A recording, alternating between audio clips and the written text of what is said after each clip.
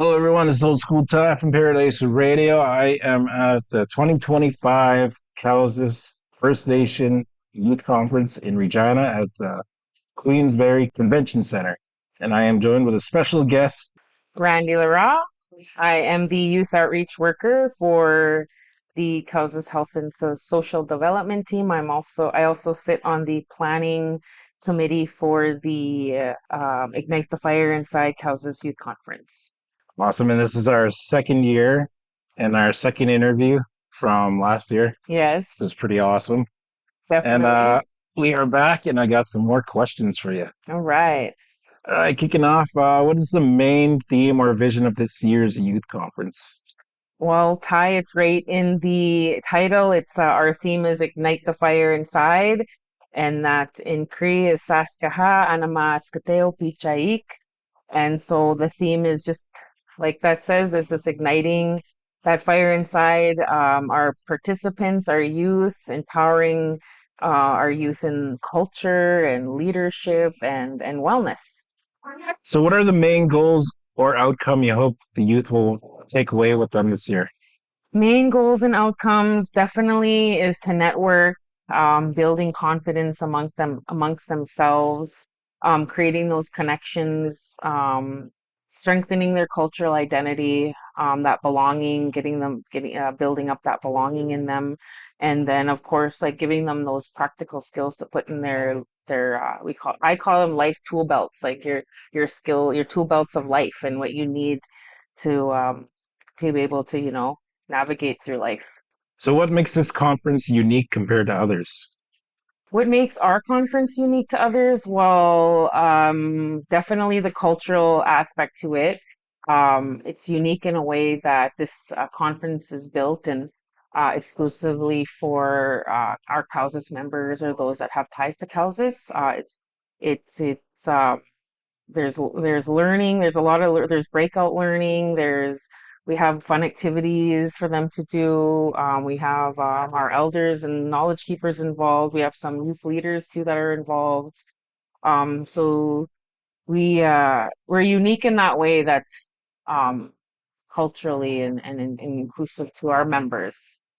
Will there be opportunities for youth to actively participate in? Definitely, there has already been like this is day two now. We had some things going on yesterday. We had the Family Feud entertainment game, Oh, that's which awesome. yeah, I think the youth really enjoyed that. Kids love to compete. Yeah. So we took that into consideration. We're gonna have some panelists tomorrow. There's gonna be some of our youth in there.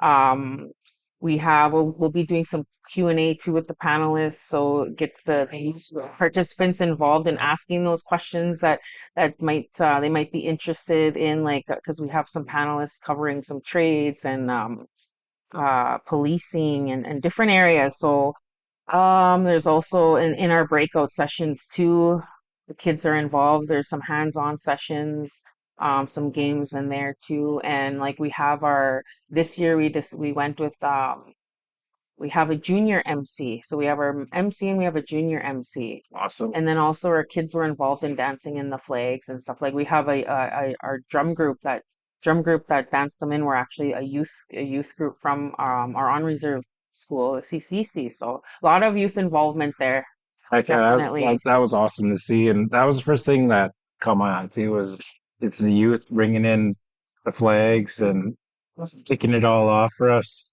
Are there cultural or recreational activities included? Definitely. So we kicked off the event with pipe ceremony. We had pipe ceremony the beginning of day one yesterday, and like I mentioned, the drumming, the dancing, and the flags. Hand games is one of our breakout sessions, so that's definitely that has that cultural aspect. We have a culture session as well, and they did some beading in there. Oh, sweet. So yeah, there's definitely a mix of culture. We have elders and knowledge keepers here that are some sitting in with the groups going around rotating. We have some floaters. There's if anybody wants to smudge or talk to an elder, we have those are available too. So a lot of cultural stuff aspects, which is something that we really strive to. We want to incorporate that culture and For sure. How do you balance fun and learning throughout the program? How do we balance fun and learning? Mixing up the sessions, definitely. So some of the sessions we have here, there's some where you sit and you're learning like mental health and financial literacy, very important things. We also have some engaging sessions, like I said, the hand games, and then the overall activities in the main area here, like the Family Feud we had yesterday. We have a hypnotist here tonight, which I'm pretty excited about because Yeah, you have to laugh at some people getting hypnotized. yeah, that's always fun to watch. Yeah, and then of course the big thing is like I guess the fun stuff is well, it's all fun, but I think what the kids are looking forward to is meeting the TikTokers at the Mosaic Oh Stadium yeah, tomorrow. Yes, that's gonna be our wind up to kick off this, like to end this event, is meeting the TikTok influencers. They're off the res, and I forget what that other guy's name was. Colin Chief. Colin Chief, yeah, Colin Chief and off the res. Yeah, that's So exciting. yeah, so the kids are pretty excited about that.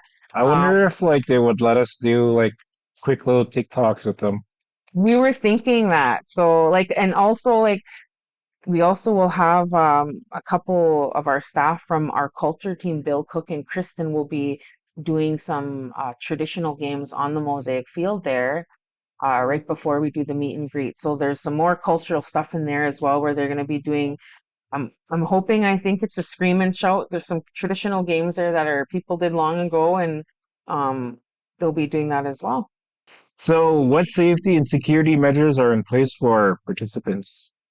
Well, when it comes to safety and security, we take that stuff very seriously.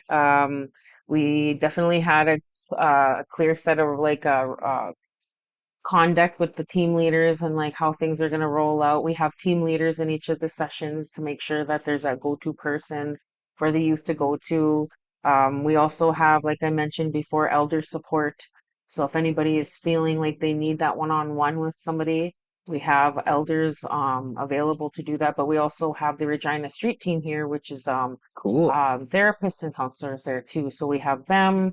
We have first aid on site. We have personnel to administer first aid. We have a quiet room if sometimes, I know with myself sometimes it's easy, you can get overstimulated, and so considering that with the kids, if they get overstimulated, they can go to the quiet room, and then again the no tolerance for drugs and alcohol, and just making sure we're giving them everybody a safe space to come to. So, are young people involved in planning or leading any sessions? Yes, so like I mentioned before, we have the junior MC, Asia Buckles. I'm so proud of that girl. She's a good kid. She's engaging, she initiates those discussions, and she's just a young leader in our For sure. community, and She's a great speaker too. she is a wonderful speaker. I'm so proud of her. We also, like I mentioned too, we have some youth panelists up there, Xander Delorme and Quinton Delorme and Mia Buckles Lara. So they're up there talking about their story and their journey and where they're at. We have the Wall of Fame too down the hall. I don't know if you got to look at that, but Yep. we have it's like a CCC alumni or Cowessess alumni wall, and those are compiled from all the members and CCC graduates submitting bios and pictures of their successes in their life. Um, there's that stigma when you graduate from an on-reserve school, you don't go nowhere. Well, I want to let people know that that's not true. We have plenty of successful people Oh, that's for sure. graduated from CCC that come from Cowessess. And so we wanted to showcase that on the hallway there of the Hall of Fame. And every year we just want to keep adding to it. And Pretty sure we have like a few members from CCC that are like currently traveling the world right now. yeah, for sure. Like we have Christian Adjicate, he graduated from CCC. We have there's so many out there, like, and so we want to showcase that, and we want to showcase our youth, our young adults that are aspiring and reaching their goals, going to school and trades or post-secondary, whatever that is. We want to showcase that and let them have a voice and share that to encourage and empower our next generation. For sure. Is there a space for youth to share their own projects, ideas, and testimonies? Yes. There is. So, like on top of the showcase and stuff like that. We also have the evaluation forms where I'm hoping their kids will put their feedback in there, make some comments on there that we can hopefully share for next year's experiences. We want to build those opportunities for them to share their experiences and their projects too. So um, hopefully next year we can do that much bigger, and have it, maybe have it posted like these are comments from the last previous years of the conference, and kind of share that. Oh That yeah, would be for sure. nice. How do you ensure that the topics are relevant to the youth attending? How are they relevant to the, so a lot of our when we're in the planning stages to figure out like sessions and stuff like that, uh like I mentioned, the evaluation forms, we do read those, we do go over them, and we see there's and one of the questions in there is, what do you like to see at the conference next year? So we gave them some options, and then there's some space for their own input, like what they suggest. So we get some of our feedback, well, a lot of our feedback off of our evaluations from last year. Okay, And moving forward, we hope to do that again for next year, to review those evaluations this year. We also added evaluation for the staff and the helpers too, to get their feedback too, because their sweet. feedback is valuable too, and they might see things that we might not see, or they might have those discussions with staff, I mean with students, I mean youth and parents. So we want to just make sure we're making note of all of these comments and evaluations, and we're gonna compile it all together, and we're gonna definitely do bigger and better, and hopefully, we'll be better next year. Oh, for Yeah, sure. I mean, like it's always gonna get better. for Like sure. last year was pretty good too. It was so much fun, and yeah, it's exciting. It's really, I love doing stuff like this. I really do. It's amazing. All right, Randy, I got one more question for you. What long-term impact do you hope the conference will have on the participants? Long-term impact, definitely inspiring pride in our youth, that identity, that belonging, hopefully creating new friendships or renewing friendships, building up their skills, their practical life skills, that they could take these tools home with them, use them, share them, Yeah. and then just continuing to stay connected after the event, keeping that connection. And even amongst us, the staff and helpers, like we have Chief Red Bear here, we have health staff here, we have culture, we have um there's just a bunch of all of us, we get to network, and that's going to build a stronger community and stronger organization, because our teams are working together. For sure. We're in unison, rather than creating these different projects. We're doing it together. We've already been doing it for a while now, so it just we I feel like my work family is just getting bigger, and I love it, because just seeing everybody's faces here at this event, it's amazing to see us all under, one roof. All of us programmers and frontline workers are here, making impactful changes and creating those spaces for like facilitating change, Yeah. and we get to all be together and do that and have fun and laugh. Lots of anti-laughs are had already. No doubt. Like I was telling my coworker earlier, like it's such a positive environment to be in. Mm. Like you can see everybody getting along good and just like helping each other out. Yeah, that's what it's all about, and hopefully the kids see that. Hopefully, like we inspire those kids to be frontline workers, to be community workers, programmers, because there's so much joy that comes, and pride that comes with working these roles. We get to help people. Not we only get to help ourselves, but we get to help others too. And Inspiring youth and yeah, that's what it's all about. And it's just like it's an amazing feeling. It's a fulfilling feeling. It's a powerful feeling. I feel definitely empowered myself. Yes, this is a Cowessess Youth Conference, but we have a lot of helpers and people here that hopefully will take those experiences and stuff, and take them with them, the learning that they've had and the connections, and carry them with them, and with pride.